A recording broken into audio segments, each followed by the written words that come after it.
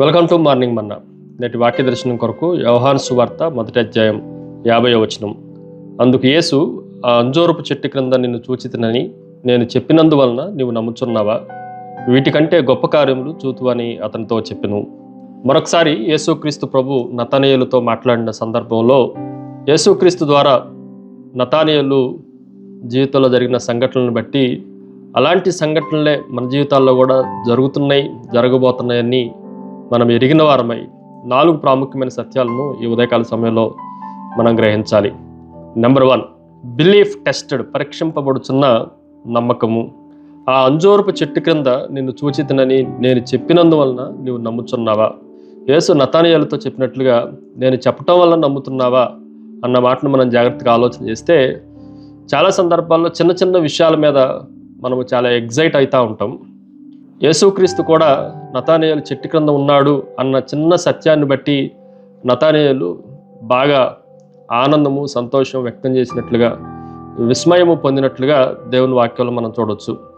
కానీ వీటికన్నా మించి దేవుడు మనకు బోధించబోతున్నాడు, తెలియజేయబోతున్నాడు అన్న సత్యాన్ని ఈ ఉదయకాల సమయంలో మనం గ్రహించాలి.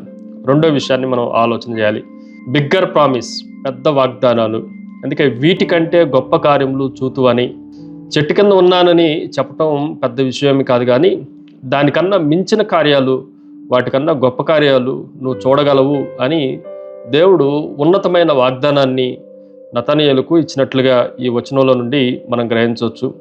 మన జీవితాల్లో కూడా దేవుని ప్రణాళికలు ప్రస్తుతం ఉన్న సమయంలో మనకు అర్థం కాకపోయినా కాలక్రమేణా అవి ఉన్నతంగా ఉంటాయి. అవి మన దృష్టికి కానీ మన ఆలోచనకు కానీ అందవు అన్న సత్యాన్ని కూడా మనం గ్రహించాలి. ఎఫెసీయులకు రాసిన పత్రిక 3:20లో మనం అడుగు వాటన్నిటికన్నా, ఊహించు వాటన్నిటికన్నా అత్యధికమైన కార్యములు దేవుడు చేయగలడు అన్న సత్యాన్ని అపోస్తలుడైన పౌలు మనకి జ్ఞాపకం చేస్తూ ఉన్నాడు. మూడో విషయాన్ని మనం ఆలోచన చేయాలి. బియాండ్ ద విజిబుల్, దృశ్యమానతకు మించి. ఈ మాటను కూడా మనం జాగ్రత్తగా ఆలోచన చేస్తే ఆ అంజూరపు చెట్టు క్రింద నిన్ను చూచితినని, ఈ వచనాన్ని మనం జాగ్రత్తగా ఆలోచన చేస్తే పై వచనంలో 48వ వచనంలో పిలుపు నిన్ను పిలవక మునిపే నీవు ఆ అంజూరపు చెట్టు క్రింద ఉన్నప్పుడే నిన్ను చూచితిని అనే అతనితో చెప్పెను. చాలా సందర్భాల్లో దేవుడు ఇప్పుడే మనల్ని చూశాడు అన్నట్లుగా మనం ఊహించుకుంటా ఉన్నాం. కానీ నతనయేలుకి దేవుడు చెప్తున్న మాట, ప్రభు చెప్తున్న మాట, పిలుపు అనే దేవుని శిష్యుడు పిలవక మునిపే, ఆయన నిన్ను నా దగ్గరకు తీసుకురాక మునిపే నువ్వు అంజూరపు చెట్టు క్రింద ఉన్నప్పుడే నేను నిన్ను చూచితిని.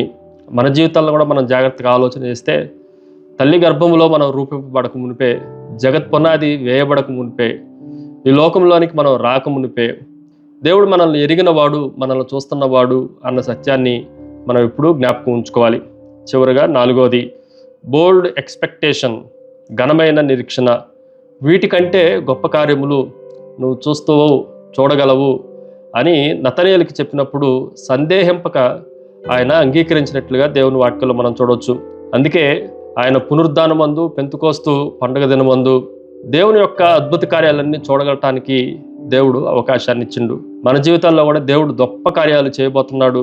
దాన్ని గ్రహించే సామర్థ్యత మనకు ఉండాలి. ప్రార్థన. సకలాశీర్వాదములకు కారణభూతుడవు తండ్రి, మాకన్నా మీరు మా పట్ల గొప్ప కార్యాలు చేయటానికి సిద్ధంగా ఉన్నారని విశ్వసించి, ప్రార్థించి, అడిగి వేడుకొంచున్నాం తండ్రి. ఆమెన్. God bless you.